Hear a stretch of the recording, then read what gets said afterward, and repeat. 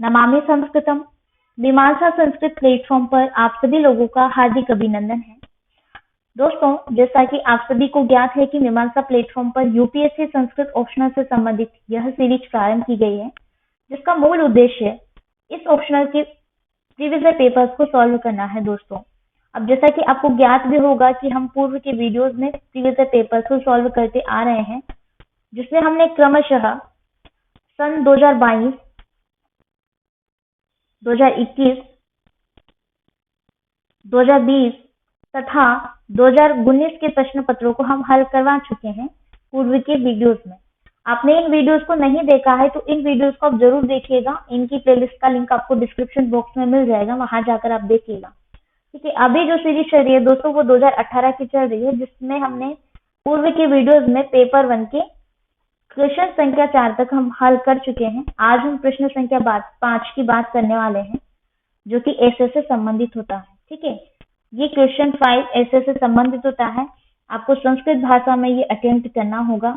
आपने संस्कृत विषय को ऑप्ट किया है एज एन ऑप्शनल, तो मैं आपकी जानकारी के लिए बता दूं, थोड़ा सा ब्रीफ इंट्रोडक्शन दूंगी इस प्रश्न के विषय में।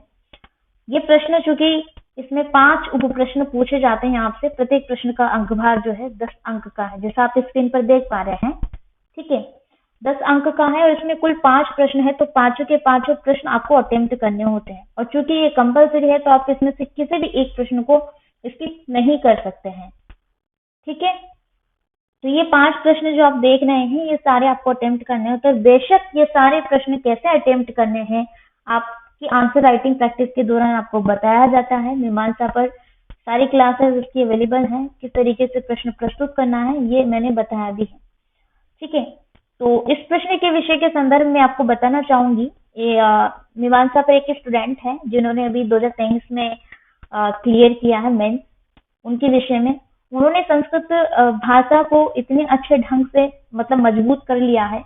ठीक है, हालांकि उनका बैकग्राउंड संस्कृत का बिल्कुल भी नहीं है, साइंस बैकग्राउंड से वो बिलोंग करते हैं, परंतु फिर भी उन्होंने संस्कृत में को प्रैक्टिस के माध्यम से इतना अच्छा मजबूत किया है कि संस्कृत का कोई भी प्रश्न वो अटेम्प्ट करते हैं तो बहुत अच्छे ढंग से वो प्रस्तुत करते हैं। और इसी कारणवश उन्होंने पेपर 2 में, क्योंकि प्रश्न संख्या 6 अनिवार्य नहीं होता है किंतु ये संस्कृत भाषा से संबंधित होता है, फिर भी उन्होंने इस प्रश्न को अटेम्प्ट किया है। ठीक है, और अच्छा उन्होंने प्रदर्शन किया है इस विषय में, बहुत मेहनत किया है।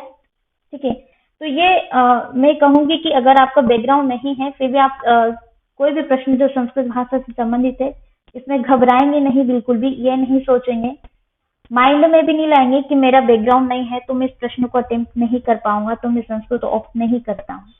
ठीक है, बेशक रूप से ये आपको सारे प्रश्न जो है इनकी बेसिक जानकारी आपको पहले प्रोवाइड की जाती है। संस्कृत राइटिंग आपको सिखाई जाएगी ऑप्शनल के पूर्व में। ये सारा जो कोर्स है ये मीमांसा संस्कृत अकेडमी के मोबाइल एप्लीकेशन पर अवेलेबल है। इसके लिए आपको मीमांसा संस्कृत अकेडमी का मोबाइल एप्लीकेशन इंस्टॉल करने की आवश्यकता है। ठीक है, वहां पर आपको यूपीएससी संस्कृत ऑप्शनल नाम से कंप्लीट कोर्स मिल जाएगा, जिसमें सारी चीजें बेशक आपको प्रोवाइड की जाएंगी। ठीक है, अब चूंकि यहाँ पर मैंने ये आपको जानकारी बताया आपको प्रश्न संख्या 5 से संबंधित थोड़ी। ठीक है, अब इसके प्रश्न को हम देखने का प्रयास करेंगे। जैसा कि इसमें पहला प्रश्न है, पुरुषार्थ चतुष्टयम् आश्रित एकः निबंधः संस्कृतेन लिख्यताम्, अर्थात पुरुषार्थ चतुष्टय पर आश्रित एक निबंध आपको संस्कृत भाषा में लिखना है। ठीक है, तो इस प्रश्न को लिखने से पूर्व आपको ये ज्ञात होना अति आवश्यक है कि पुरुषार्थ चतुष्टय होता क्या है आखिर में। देखिए, नाम से ही ज्ञात हो रहा है, चतु का मतलब है 4। ठीक है, और पुरुषार्थ का मतलब, पुरुषार्थ में 2 शब्द है मिले हुए हैं, पुरुष धन अर्थ, धन का मतलब प्लस है। ठीक है, तो पुरुष और अर्थ मिलकर के पुरुषार्थ शब्द बना है, और पुरुष और अर्थ अर्थात पुरुषार्थ 4 प्रकार के माने गए हैं भारतीय संस्कृति में। भारतीय संस्कृति में धर्म, अर्थ, काम, मोक्ष, ये 4 पुरुषार्थों को स्वीकार किया गया है। आप चाहे तो उनको लिख भी सकते हैं, धर्म, अर्थ, काम और मोक्ष। ठीक है, तो ये 4 पुरुषार्थ बताए हैं, हमारी भारतीय संस्कृति में स्वीकार किए गए हैं चारों पुरुषार्थ। और पुरुषार्थ चतुष्टय से तात्पर्य मैं आपको पूर्व में भी बता चुकी हूँ दोस्तों कि पुरुषार्थ का तात्पर्य क्या होता है। जब भी पुरुषार्थ से संबंधित आपका प्रश्न पूछा जाए तो आप इसका शब्द आप पहले बताएंगे तो ज्यादा बेटर रहेगा। जैसे कि पुरुष और अर्थ से मिलकर ये पुरुषार्थ शब्द बना है, तो पुरुष का अर्थ है देहधारी मनुष्य और अर्थ शब्द का अभिप्राय है साध्य अथवा लक्ष्य। तो इसका तात्पर्य यह हुआ कि पुरुषार्थ मनुष्य के जीवन का वो परम उद्देश्य या परम लक्ष्य है या प्रयोजन है जिसकी प्राप्ति के लिए वो सदैव प्रयत्नशील तथा क्रियाशील रहता है। ठीक है, व्यक्ति को अपने जीवन का उद्देश्य पूर्ण करने के लिए अथवा लक्ष्य पूर्ण करने के लिए 4 प्रकार के पुरुषार्थों को निभाना होता है। 4 प्रकार के पुरुषार्थों से इसको गुजरना होता है। ठीक है, जिनको हम पुरुषार्थ चतुष्टय चतुर्वर्ग भी कहते हैं। ध्यान रखिए दोस्तों, पुरुषार्थ चतुष्टय जो प्रश्न है ये चतुर्वर्ग प्रश्न के नाम से भी आपसे पूछा जा सकता है। आंसर वही रहेगा और ठीक है, तो आंसर वही रहेगा, इस चीज का आपको ध्यान रखना है। अब यहाँ पर धर्म से चूंकि प्रथम पुरुषार्थ माना गया है धर्म, तो धर्म से क्या तात्पर्य है दोस्तों? धर्म का तात्पर्य ये है मतलब ये क्यों आवश्यक है मैं आपको बता देती हूँ। देखिए, मनुष्य को कर्तव्य का ये बोध कराता है और बोध मतलब कर्तव्य का तात्पर्य यह है कि व्यक्ति जो भी अपना कर्तव्य उसका बनता है वो कर्तव्य उसका धर्म पूर्वक होना चाहिए। ठीक है, कर्तव्य का दूसरा नाम ही धर्म होता है। तो ये कहते हैं ना जैसे कि ये मेरा धर्म था। ठीक है, तो धर्म का तात्पर्य वहां पर वो कर्तव्य है, ये मेरा कर्तव्य है ऐसा। फिर यहाँ पर अर्थ आता है, तो अर्थ का तात्पर्य है दोस्तों, अर्थ चूंकि लोक व्यवहार के लिए आवश्यक माना गया है किंतु अर्थ धर्मानुकूल होना चाहिए, ऐसा मैं कहूंगी, धर्मानुकूल। अर्थ का एक दूसरा नाम है धन। ठीक है, अर्थ का मतलब आप धन ही समझिए एक तरीके से। अर्थ के अंतर्गत आप धनोपार्जन करते हैं जिसको आप अर्थोपार्जन के नाम से भी जान सकते हैं, अर्थात धन कमाना। तो धन कमाना क्यों कमाना? क्योंकि आप समस्त जो भी धर्म और अर्थ काम इन तीनों पुरुषार्थों का ठीक तरीके से उपभोग कर सके, इसके लिए आपका अर्थोपार्जन होना अति आवश्यक है। अर्थ के लिए मैं आपको बता दूं, जब आप धन कमाएंगे तो इसका तात्पर्य ये कतई नहीं है दोस्तों कि आप किसी के घर से चोरी करें अथवा किसी के घर में डाका डालें।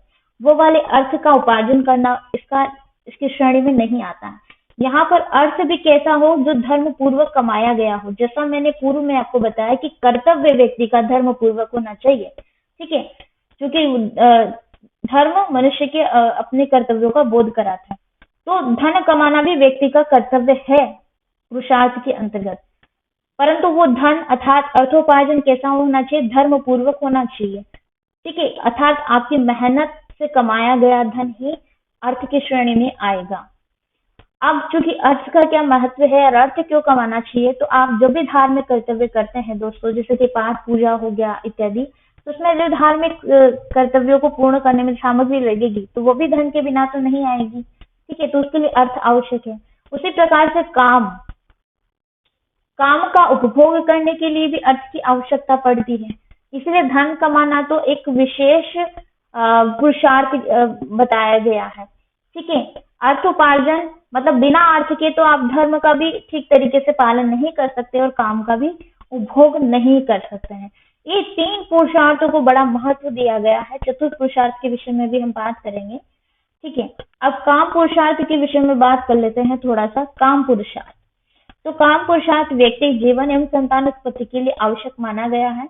क्योंकि संतान उत्पत्ति आप इसी के उपरांत इसी में रह करके करते हैं। अब चूंकि इसका मतलब यह नहीं है कि आप अपने स्वार्थों की सिद्धि करें काम में, ठीक है, काम का उपभोग से। इसका तात्पर्य यह है कि आप इससे संतान उत्पत्ति करते हैं, तो संतान आपके अपने ऋणों से मुक्त करवाती है। जैसे पितृ ऋण हो गया, ठीक है, उससे आपको मुक्त करवाती है। और जैसा कि संतान आपके वंश का वर्धन करती है, वंश को आगे बढ़ाने का कार्य करती है, तो ये काम से ही संभव है।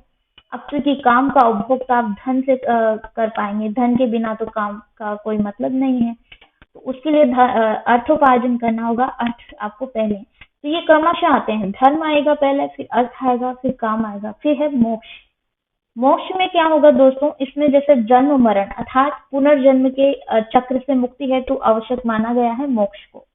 तो सर्वप्रथम तीनों पुरुषार्थों का पालन ठीक प्रकार से किया जाना माना गया है, उसके उपरांत ही मोक्ष का आता है। अब जैसे कौटिल्य के विषय में आपको बात करूं कि कौटिल्य ने कितने पुरुषार्थों को स्वीकार किया है, तो वो केवल धर्म अर्थ और काम को मानते, वो मोक्ष को नहीं मानते, क्योंकि वो यही नहीं मानते हैं कि व्यक्ति का पुनर्जन्म होता है। तो कभी कभी कौटिल्य के संदर्भ में भी पूछा जा सकता है, ये संभावना वाला प्रश्न है। आपको संभावना वाले प्रश्नों को नोट कर लिया करो जब मैं बताऊं तो, क्योंकि पूछे जा सकते हैं।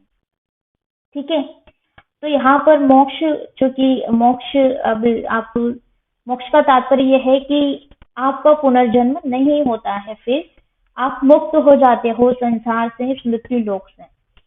तो ये इसके श्रेणी में आता है। अगर आपने गीता का अध्ययन किया है तो बहुत अच्छे ढंग से मोक्ष का तात्पर्य समझा होगा, क्योंकि मोक्ष का ही नहीं अभी तो धर्म अर्थ काम का तात्पर्य भी समझा होगा। अब देखिए, धर्म से तात्पर्य यहाँ पर न केवल मनुष्य के सम्यक व्यवहार, आचरण, आदर्श, मर्यादित कर्तव्य से संबंधित है, अपितु समाज व्यवस्था के संचालन व नियमन से भी संबंधित है, क्योंकि धर्म व्यक्ति समाज की व्यवस्था में रहकर पूर्ण करता है। ठीक है, और धर्म के विषय में एक बात है, धर्म ध्रियते अनेन इति धर्म। ध्रियते का मतलब है धारण करना, या जो धारण किया जाए वो धर्म है।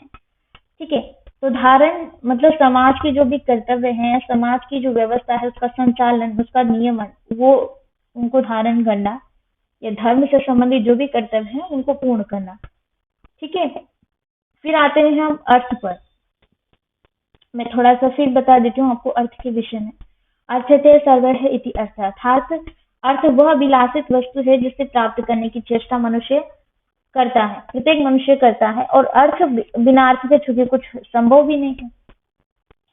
तथा धर्म व काम रूप पुरुषार्थ को सिद्ध करना, ये इसका उद्देश्य भी है अर्थ का। ठीक है, तो अर्थोपार्जन, अर्थ प्राप्ति करने के लिए आपका अर्थ पुरुषार्थ का पालन करना आवश्यक है। फिर काम है, तो काम शब्द का अर्थ है कामना अथवा इच्छा, या फिर वासना, तृष्णा तथा सुख के साधन आदि को ऐसा माना गया है काम। ठीक है, कामेति काम, अर्थात विषय एवं इंद्रियों से उत्पन्न होने वाले मानसिक आनंद ही काम कहलाता है।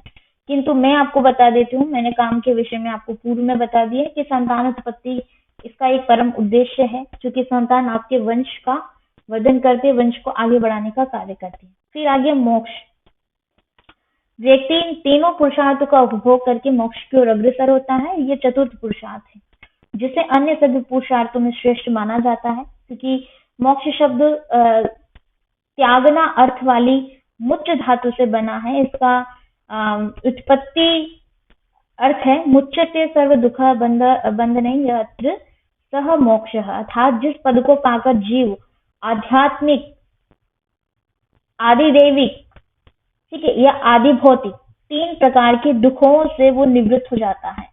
आध्यात्मिक का मतलब है अज्ञान युक्त कष्ट, द्वेष, क्रोध इत्यादि। आदि देविक का मतलब देवी शक्तियों से प्राप्त जो भी कष्ट है उनसे, जैसे सुनामी, बाढ़, भूकंप इत्यादि। और आदि भौतिक, भौतिक का मतलब तो आप समझ ही गए होंगे, सांसारिक वस्तुओं से प्राप्त कष्ट। तो ये तीन प्रकार के कष्टों से ये मुक्ति दिलाता है मोक्ष। ठीक है, जैसा मैंने पूर्व में बताया था कि ये आपके पुनर्जन्म के बंधन से आपको मुक्त कर देता है, और ये जो चक्र है ये समाप्त हो जाता है मोक्ष की प्राप्ति पर। ठीक है, ऐसा आपको दर्शन में भी पढ़ने को मिलता है। अब उम्मीद करती हूँ मैं कि इस पुरुषार्थ चतुष्टय प्रश्न पर आप अच्छा सा एक आंसर लिख पाएंगे संस्कृत भाषा में, अगर आपने संस्कृत राइटिंग की प्रैक्टिस की है संस्कृत की क्लासेस में। और जो भी स्टूडेंट्स जिन्होंने अभी क्लासेस वगैरह अटेंड कर रहे हैं संस्कृत ऑप्शनल की, उनके विषय में कहूंगी कि संस्कृत राइटिंग पहले जरूर कंप्लीट कर लें। ठीक है, क्योंकि पहले वाले फर्स्ट फोल्डर में संस्कृत राइटिंग ही दी गई है आपको। ठीक है, तो दोस्तों प्रश्न संख्या 5 का दूसरा प्रश्न है, उपनयन वेदारंभ संस्कार्योः महत्वं प्रतिपादिता। ठीक है, ये प्रश्न है, इसमें 2 संस्कारों के विषय में आपसे पूछा गया है, उनका महत्व पूछा गया है।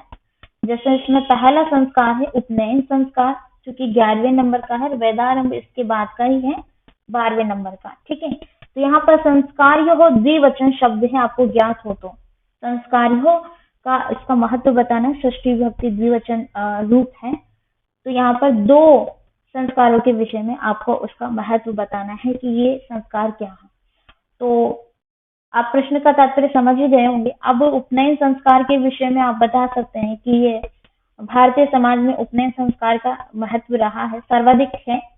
सर्वाधिक महत्व होने से बालक को द्विज कहा जाता है इस संस्कार के अंतर्गत। ये जो संस्कार है इसको बालक का दूसरा जन्म कहा गया है, इसलिए द्विज है। ठीक है, बालक का दूसरा जन्म कहते हैं कि किस संस्कार के अंतर्गत होता है, तो वो है उपनयन संस्कार। ठीक है, क्योंकि इस संस्कार के बाद बालक का उत्तरदायित्व बहुत बढ़ जाता है। इसे यज्ञोपवीत संस्कार के नाम से भी जाना जाता है। अगर आपको ज्ञात नहीं है आप लिख लीजिए कभी कभी, क्योंकि ये प्रश्न यज्ञोपवीत नाम से भी पूछा जा सकता है और पूछा भी गया है, तो ये आपको ज्ञात होना चाहिए। उपनयन का दूसरा नाम यज्ञोपवीत भी है। इसमें बालक को अनुभूति कराई जाती है कि वो अपने परिवार समुदाय के प्रति अपने कर्तव्यों को भली भांति समझने के लिए ब्रह्मचर्य आश्रम में रहकर अवश्य योग्यता प्राप्त करे। चूंकि वो उपनयन ब्रह्मचर्य आश्रम आपने नाम सुना है, ठीक है।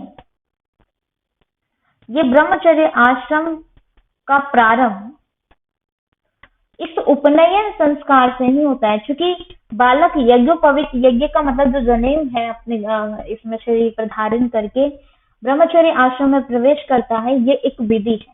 आपको ये संबंध स्थापित करना होगा, तभी ये चीजें आप समझ पाएंगे। जैसे ब्रह्मचर्य आश्रम है, फिर उपनयन है, तो ब्रह्मचर्य आश्रम का प्रारंभ ही उपनयन संस्कार से होता है।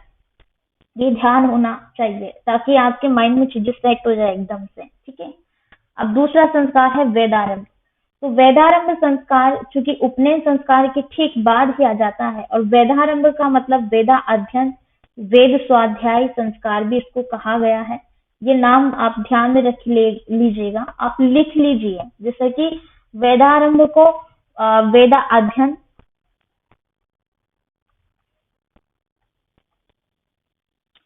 या फिर इसको वेद स्वाध्याय भी आप कह सकते हैं।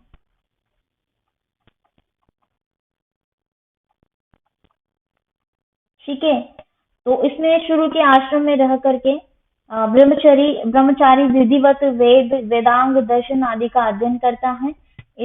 मतलब वेदारंभ का मतलब है कि आपका विद्या का प्रारंभ हो गया। यह विद्या अध्ययन या वेद स्वाध्याय, ये सारे कार्य आप वेदारंभ संस्कार में रहकर वेदारंभ के अंतर्गत करते हैं।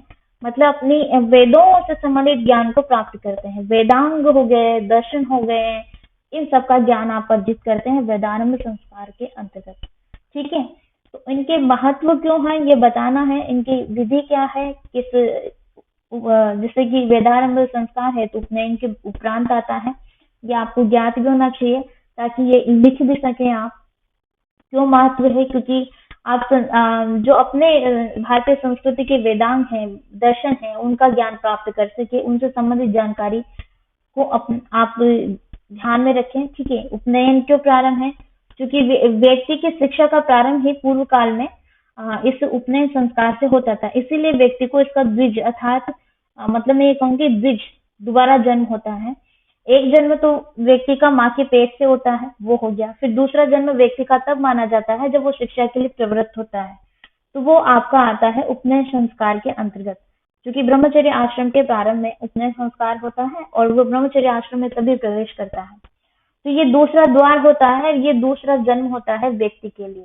कि एक द्वार तो वो संसार में आ गया, ठीक है, मृत्यु लोक में आ गया। फिर दूसरा द्वार है शिक्षा का, तो इसलिए इसका दूसरा जन्म होता है बालक का, वैसे है। ठीक है, ऐसा मैं उम्मीद करती हूँ कि आप समझ गए होंगे।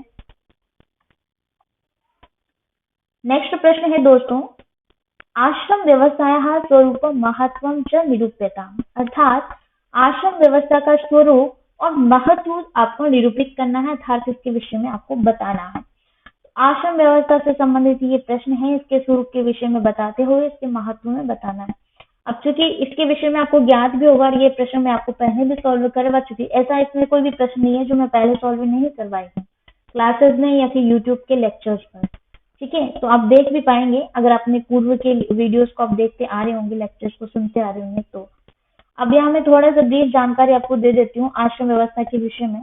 देखिए, भारतीय संस्कृति में व्यक्ति के जीवन को सुखी, प्रसन्न व व्यवस्थित बनाने के उद्देश्य से इस आश्रम व्यवस्था का प्रचलन हुआ, जिसमें मनुष्य की जो पूर्ण आयु है वो 100 वर्ष मानी गई। ठीक है, 100 वर्ष मान करके प्रत्येक आश्रम की जो आयु है वो 25-25 वर्षों की आयु के रूप में निर्धारित की गई। अब आपने एक नाम सुना होगा कि जो भी हमारे उपनिषद हैं या ऋग्वैदिक कालीन जो रचना है या भी जो प्राचीन की रचनाएं हैं, ठीक है, उनमें हमारे या एक सामान्य मनुष्य की आयु जो है 100 वर्ष मानी गई है। जैसा कि आप उपनिषदों में देखते हैं, और उपनिषद के आपका चूंकि एक पाठ्यक्रम नहीं है ईशावास्य उपनिषद, तो उसके विषय में मैं आपको बता देती हूँ। देखिए वहां पर कहा गया है कि व्यक्ति को 100 वर्ष तक जीने की इच्छा करनी चाहिए। कर्म करते हुए व्यक्ति को 100 वर्ष तक जीने की इच्छा करनी चाहिए। शरेद शतम, ठीक है। उसी प्रकार से अथर्ववेद में भी कहा है जीवेम शरदः शतम, व्यक्ति को 100 वर्ष तक जीना चाहिए, ठीक है। इसमें चार आश्रम बता दिए हैं, ब्रह्मचर्य, गृहस्थ, वानप्रस्थ, संन्यास। आप लिख लीजिए, मैं यहाँ पर बता देती हूँ। ब्रह्मचर्य, जैसा कि एक इसके विषय में मैं आपको पूर्व में भी बता रही थी, ब्रह्मचर्य का आश्रम का प्रारंभ वेदारंभ से होता है, ठीक है। अब इसके बाद में आता है गृहस्थ, फिर आता है आपका वानप्रस्थ, तत्पश्चात संन्यास आश्रम। अब दोस्तों ये 4 प्रकार के आश्रम हमारी भारतीय संस्कृति में बताए गए हैं।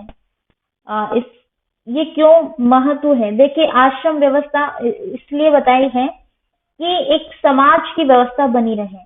समाज की व्यवस्था से तात्पर्य जैसे कि एक बालक का जन्म होता है तो वो प्रथम 25 वर्ष एक ब्रह्मचर्य आश्रम के रूप में अपनी इस अवस्था में वो शिक्षा अर्जित करता है, शिक्षा ग्रहण करता है, चाहे वो कला से संबंधित हो, ठीक है, वेदों से संबंधित हो, आपकी या ये कहे शास्त्र से संबंधित हो, शस्त्र से संबंधित हो, ठीक है, जितनी भी प्रकार की कलाएं विद्याएं वो है, वो ब्रह्मचर्य आश्रम के अंतर्गत एक बालक रह करके इनका सबका अर्जन करता है, गुरु के निकट रह करके ज्ञान की प्राप्ति करता है ब्रह्मचर्य आश्रम में।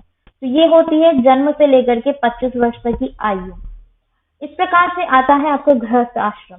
अब गृहस्थ आश्रम में जैसे ब्रह्मचर्य आश्रम की समाप्ति होती है तो गृहस्थ आश्रम में व्यक्ति प्रवेश करता है, क्योंकि ऐसा कहा है भारतीय संस्कृति में कि ब्रह्मचर्य आश्रम तो प्रत्येक व्यक्ति के लिए क्या है, अनिवार्य है।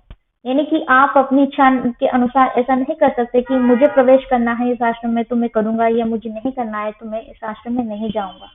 ये तो अनिवार्य है सबके लिए जिनका भी जन्म इस धरती पर हुआ, किंतु गृहस्थ आश्रम सबके लिए अनिवार्य नहीं है।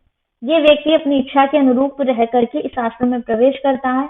और इस आश्रम का तात्पर्य और महत्व यह है दोस्तों, इस आश्रम का प्रारंभ होता है विवाह संस्कार से। जिस प्रकार से ब्रह्मचर्य आश्रम का प्रारंभ होता है वेदारंभ से, मतलब उपनयन संस्कार से, उसी प्रकार से गृहस्थ का प्रारंभ होता है विवाह संस्कार से, ठीक है।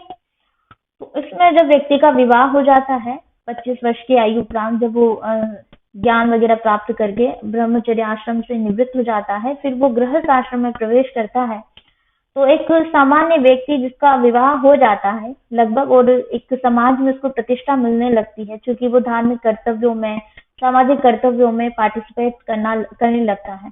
अब गृहस्थ आश्रम का तात्पर्य ये भी है कि सामाजिक जो भी उसके कर्तव्य बनते हैं, एक नागरिक का जो भी समाज के प्रति, राष्ट्र के प्रति जो कर्तव्य बनता है, वो इस आश्रम के अंतर्गत रह करके पूर्ण करता है। अब जैसे कि व्यक्ति ने ज्ञान तो प्राप्त कर लिया ब्रह्मचर्य में रह करके, ठीक है, किंतु अब उस ज्ञान को लगाना कहाँ पर है, वो राष्ट्र निर्माण में भी तो काम आना चाहिए, वो समाज कल्याण में भी काम आना चाहिए।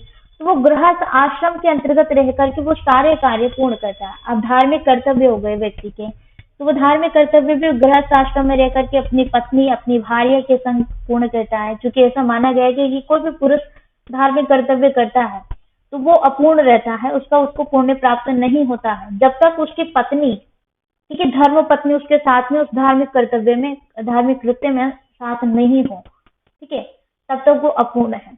तो इसके लिए विवाह आवश्यक है।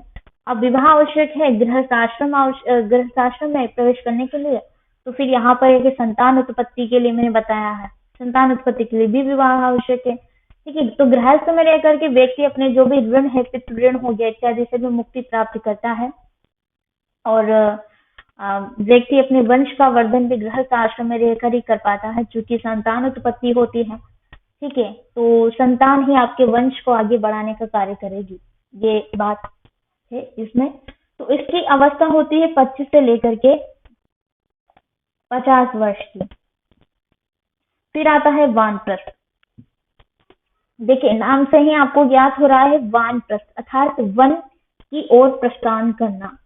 ठीक है, तो वन में प्रस्थान करना। आप चूंकि कहीं राजा महाराजा आपने देखे होंगे अपना राजपाट अपने पुत्र को अपना भार संभाल करके जो भी राजकार्य है संभला करके वनों की ओर प्रस्थान कर लेते हैं, अर्थात अपने वन प्रस्थ जो भी ये कार्य है इसको संपन्न करते हैं। तो इसकी अवस्था मानी गई है 50 से लेकर के 75 वर्ष की। इसमें क्या होता है, व्यक्ति सभी सांसारिक और जितने भी भौतिक सुख है वो गृहस्थ आश्रम में रह करके भोग लेता है। फिर वो इन सब से एक निवृत्त हो जाता है, सभी उपभोगों को वो समझ जाता है, वो जान जाता है कि ज्ञान क्या है, ठीक है, मोक्ष क्या है, और सभी मतलब उसको एक सत्य का जो है मिल जाता है कि हाँ भौतिक सुख है, क्षणिक सुख है, और फिर वो सभी सुखों को छोड़ करके जो सांसारिक सुख है उनको छोड़ करके वनों की ओर प्रस्थान कर लेता है और वनों में रह करके अपना जीवन यापन करना प्रारंभ करता है। तो ये अवस्था 50 से 75 वर्ष की मानी गई है। फिर आता है आपका संन्यास आश्रम। तो ये 75 से लेकर के 100 वर्ष तक की आयु मतलब जो भी जब तक कि व्यक्ति जिंदा रहता है तो वहां तक के संन्यास की अवस्था मानी गई। आपने ऐसे कई धर्म ग्रंथ भी पढ़े होंगे, जैसे कि महाभारत ही है, तो महाभारत में भरत हैं, फिर इंद्र हैं, उनके पिताजी हैं, तो जो कोई भी ऐसे राजा रहे हैं उन्होंने अपना राजपाट अपने पुत्रों को समझा करके संन्यास धारण कर लिया। अभी जैसे मैं बात करूँ एक हस्तिनापुर के राजा हैं धृतराष्ट्र, तो धृतराष्ट्र कौरव वंश से हैं, है ना, और पांडव चूंकि अपना साम्राज्य जीत जाते हैं वो महाभारत के युद्ध में, और कौन जीत जाते हैं, पांडव जीत जाते हैं, ठीक है। फिर कौरवों की जो सेना सारी पराजित हो जाती है, कौरव पुत्र मर जाते हैं। उसके उपरांत धृतराष्ट्र अपना सारा राजपाट जो है युधिष्ठिर को संभला करके उनको सौंप करके अपने पुत्रों को, अपनी पत्नी जो कि उनकी पत्नी गांधारी, वो दोनों वनों के प्रस्थान करते हैं। अंततो गत्वा वो संन्यास में प्रवृत्त हो जाते हैं, व्यक्ति सन्यासी हो जाता है, वैरागी हो जाता है, जो भी है, ठीक है। तो ये कहीं चीजें आपने देखी भी होगी ऐसे प्रसंगों में, मैं ज्यादा उनमें डिटेल में नहीं चाहूंगी क्योंकि ये प्रश्न नॉर्मली है और आपको एक सिंपल वे में प्रेजेंट करना है, तो उसमें ज्यादा डीप में जाने की आवश्यकता नहीं है, ठीक है। बस इतना ज्ञान होना चाहिए कि इस आश्रम का क्या तात्पर्य है और इस आश्रम का क्या तात्पर्य है। आप इनमें बीच बीच में संस्कृत की कोटेशन जरूर यूज करेंगे, मैं ऐसी उम्मीद करती हूँ, क्योंकि ये आपको इनके नोट्स भी प्रोवाइड किए जाएंगे, तो वहां पर आपको उन नोट्स में मिल जाएंगे और उन कोटेशंस को आप याद करेंगे। ज्यादा बड़ी नहीं है, छोटी छोटी आपको कोट तो करनी होंगी संस्कृत, ठीक है। अगला प्रश्न है अपना, दर्शन साहित्य सांख्य दर्शन से महत्व निर्धारिता। देखिए ये इन आश्रमों का महत्व बताना है आपको, जैसे इसमें भी महत्व आया है, तो इन आश्रमों को एक्सप्लेन जब आप करेंगे ना तो इनका महत्व बताना है, प्रश्न में कहा है। अब दर्शन साहित्य में सांख्य दर्शन का महत्व निर्धारित करना है। तो दर्शन साहित्य में ऐसे साहित्य आते हैं अलग अलग प्रकार के, काव्य शास्त्र आ गया, दर्शन शास्त्र आ गया, फिर संस्कृत साहित्य है, तो उसी प्रकार से दर्शन साहित्य है। तो दर्शन साहित्य में मूलतः सांख्य दर्शन का आपको महत्व यहाँ पर बताना है, ठीक है। अब सांख्य दर्शन एक यथार्थवादी दर्शन माना गया है दोस्तों। इसमें प्रकृति एवं पुरुष सृष्टि के विकास क्रम तथा कार्य कारणवाद का विस्तृत विवरण आपको देखने को मिलता है, क्योंकि प्रकृति और पुरुष की सत्ता बताई गई है सांख्य दर्शन में, ठीक है, और इनके विकास क्रम और सबसे स्पेशल तो कार्य कारणवाद का सिद्धांत प्रस्तुत किया गया है, जिसमें आपको कार्य और कारण के विषय में ज्ञान प्राप्त होता है। फिर है कि जैसे मैंने पूर्व में आपको बताया था कि व्यक्ति अपनी आदि दैविक, आदि भौतिक और आध्यात्म की 3 प्रकार के दुखों की निवृत्ति की मतलब उस निवृत्ति हो जाती है या फिर इनका निवारण हो जाता है। तो व्यक्ति जब मोक्ष की ओर अग्रसर होता है, मोक्ष को प्राप्त कर लेता है, तो इन 3 प्रकार के दुखों से वो क्या हो जाता है, मतलब ये कहते हैं कि निवृत्त हो जाता है। तो ये ज्ञान भी हमें सांख्य दर्शन में देखने को मिलता है। अब सांख्य दर्शन में सांसारिक दुखों की निवृत्ति की जिज्ञासा से इस दर्शन का प्रारंभ होना इसकी व्यवहारिकता को दर्शाता है, ठीक है। यद्यपि इस दर्शन के अंतर्गत आध्यात्मिक चिंतन गौण दिखाई पड़ता है, किंतु फिर भी मैं कहूंगी, ठीक है। अब सांख्य दर्शन के बारे में एक युक्ति है कि न ही सांख्य समम ज्ञानम, आप इसको लिख भी सकते हैं, न ही सांख्य समम ज्ञानम, ठीक है। मैं बोल रही हूँ, आपको अगर राइटिंग समझ में नहीं आती है तो, या आपको इसको ऐसे भी लिख सकते हैं, ज्ञानम। तो इसका तात्पर्य है कि ज्ञान तो सांख्य में, यह सांख्य में ही है। अब चूंकि दर्शन साहित्य में और भी तो दर्शन आ जाते हैं, किंतु इस उक्ति से यह ज्ञात हो जाता है दोस्तों कि ज्ञान तो सांख्य में ही है, ऐसा ज्ञान दूसरे शास्त्र में नहीं है। जितने जिज्ञासु होते हैं, जो विद्वान, जिन्हें दुख निवृत्ति की इच्छा है, सभी को तात्विक ज्ञान की आवश्यकता है, उनके लिए सांख्य दर्शन का अत्यधिक महत्व है, ठीक है। अब चूंकि सांख्य दर्शन की यहाँ पर बात चल रही है, तो सांख्य दर्शन के मुख्य रूप से सांख्य का संबंध हम देखें तो सांख्य का संबंध तत्व ज्ञान से है। ये तत्व ज्ञान प्रकृति और पुरुष, जैसा कि मैं पूर्व में बता चुकी है, दो की सत्ता मानी गई है सांख्य दर्शन में, प्रकृति और पुरुष। तो इसमें आ गए शरीर और आत्मा, अथवा जड़ और चेतन, इनका ज्ञान आपको प्राप्त होता है, ठीक है। सांख्य दर्शन चूंकि एक सत्कार्यवादी सिद्धांत को प्रस्तुत करता है, जो ये मानता है कि कार्य अर्थात सत्कार्य अपनी उत्पत्ति के पूर्व कारण से भी सत था, अर्थात कारण से कार्य में उत्पत्ति का अर्थ सत्कार्य से सत्कार्य का आविर्भाव है। ये ज्ञान हमें सत्कार्यवाद सिद्धांत से प्राप्त होता है, और इस सत्कार्यवाद सिद्धांत चूंकि ये सांख्य दर्शन में अच्छे ढंग से प्रस्तुत किया गया है, कोई भी व्यक्ति जो कार्य करता है उसका कारण पहले से ही विद्यमान होता है, तभी उस कार्य की सिद्धि होती है। मैंने इस प्रश्न को बहुत अच्छे ढंग से, इस टॉपिक को डिटेल में भी पूर्व के लेक्चर्स में बताया है, क्योंकि ऐसा प्रश्न पहले भी पूछा गया है, तो इसमें हम ज्यादा डिटेल में नहीं जाएंगे। पूर्व के वीडियोस को आप देखते आइए, सीरीज वाइज से, लेक्चर वाइज से, क्रमानुसार देखेंगे ना तो आपको चीजें लिंकअप कर पाएंगे आप, ठीक है। तो इन सब प्रश्नों को मैं पहले सॉल्व करवा चुकी हूँ, इसमें कोई भी एक भी ऐसा प्रश्न नहीं है जो पूर्व में नहीं बताया गया, किंतु फिर भी मैंने आपकी जानकारी के लिए यहाँ पर ब्रीफ इंट्रोडक्शन इनका प्रस्तुत किया है, ताकि आपको एक बार फिर से याद आ जाए, चीजें दिनबदल हो जाए। अब चूंकि एक और प्रश्न है इसमें, वो है संस्कृत साहित्य सुवर्णिता शिल्प विद्या स्वभाषायाम संस्कृतेन वर्णिता। तो ये जो प्रश्न है ये भी शिल्प विद्या से संबंधित है। संस्कृत साहित्य में वर्णित शिल्प विद्या को, इस शिल्प विद्या जो शब्द है, इसके विषय में आपको निबंध लिखना है, और उसको अपनी स्वभाषा अर्थात अपनी भाषा में, संस्कृत भाषा में इसका वर्णन करना है, ठीक है, डिस्क्राइब करना है। तो शिल्प विद्या क्या है? जो भी व्यक्ति कार्य करते हैं, विभिन्न प्रकार की कलाएं हैं, वो शिल्प विद्या के अंतर्गत आती है। ये प्रश्न शायद पहले भी पूछा गया है, कोई नया प्रश्न नहीं है ये भी, और लेक्चर्स के दौरान कवर भी किया गया है। तो हम यहाँ पर ज्यादा डिटेल्स में नहीं जाएंगे, बिकॉज ये लेक्चर बहुत बड़ा हो जाएगा फिर ऐसे में। हालांकि ये शिल्प विद्या आपको मिल जाएगा पूर्व के लेक्चर्स में, ठीक है। तो अब आपने यहाँ पर प्रश्न संख्या 5 को कैसे हल करना है इसकी जानकारी प्राप्त की है।